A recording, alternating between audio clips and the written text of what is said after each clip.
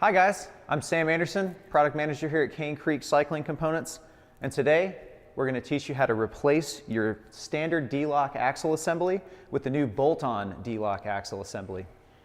First thing I've done is remove the front wheel. You can actually do this without removing the fork from the bike.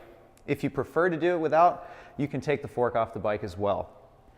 The biggest part of this entire assembly is going to be replacing the D-Loc latch, which is found on this other side of the fork here.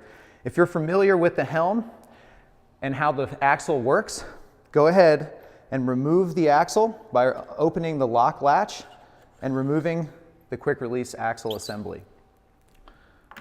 Now we're going to focus in on the D-Loc latch and the retaining latch ring. The D-Loc latch is held into the casting by the D-Loc latch retaining ring, and you can see it here.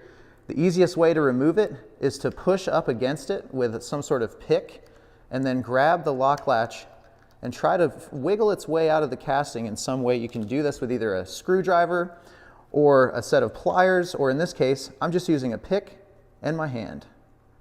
And eventually, if you wiggle it enough, it'll pop right out. So the D-Loc axle latch is held in and has a detent for on and off that's used from this detent ball here. The threaded axle will not require that detent ball, so you can remove it from the casting. Sometimes it's a little tricky, but you can either ping it out with your hand or use a needle nose plier to get that out. The D-Loc latch was held in by the retaining ring, which we will need to reuse on the threaded axle nut. So remove the D-Loc latch and the retaining ring and reuse in the new assembly. Now we're ready to install your threaded axle nut. A good trick for installing the threaded axle nut into the fork is using the axle itself to hold it in place. So twist from the outside so that you can push in with one hand, and you're still going to need a set of pliers to squeeze on the retaining ring.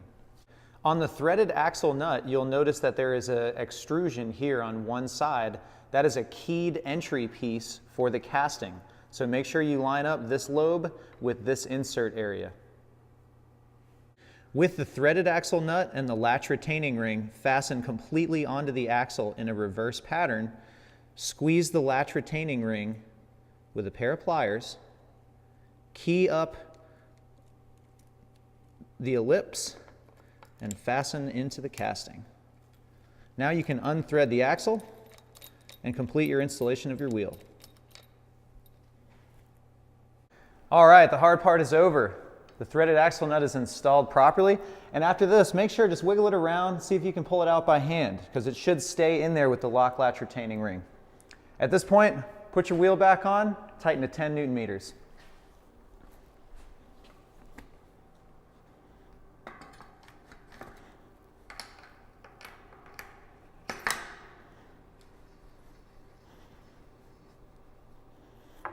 Feels like 10. Go ride your bike.